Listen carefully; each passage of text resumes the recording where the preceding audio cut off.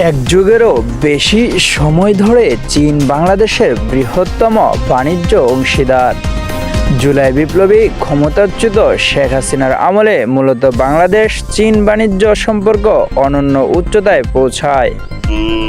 ছাত্র জনতার গণ অভ্যুত্থানে গত 5 আগস্ট আওয়ামী লীগের সরকার পতনের পর গঠিত অন্তর্বর্তী সরকারকেও শুরু থেকেই সমর্থন দিয়ে আসছে চীন, অর্থাৎ বাংলাদেশের সঙ্গে বিদ্যমান সম্পর্ক বজায় রাখার ব্যাপারে আগ্রহী বেজিং।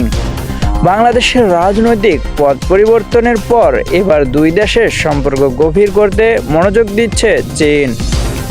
এর ধারাবাহিকতা অন্তর্বর্তী সরকারের সঙ্গে প্রথম দ্বিপক্ষিক বৈঠক আয়োজনে সর্বোচ্চ স্তরের সফরের আগ্রহী বেজিং।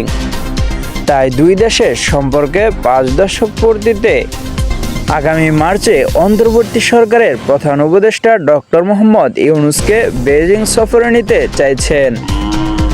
আগামী 27-28 মার্চ বেজিংয়ে অনুষ্ঠিত ফোরাম ফর এশিয়া সম্মেলনে যোগ দিতে ইতিমধ্যে ডক্টর ইউনূসকে আমন্ত্রণ জানিয়েছেন চীন।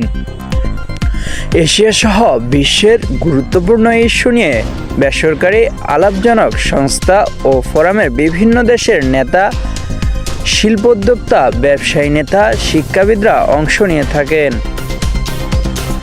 তবে সে সময় স্বাধীনতা দিবসে প্রধান উপদেষ্টা রাষ্ট্রীয় নানা অনুষ্ঠানে সংযুক্ত থাকতে পারে। এ বিষয় বিবেচনায় নিয়ে প্রয়োজনে ডক্টর মোহাম্মদ ইউনূসের জন্য চার্টার ফ্লাইটও পাঠাতে প্রস্তুত চীন। সাদিকুল ইসলাম, উন্মুক্ত বাংলা।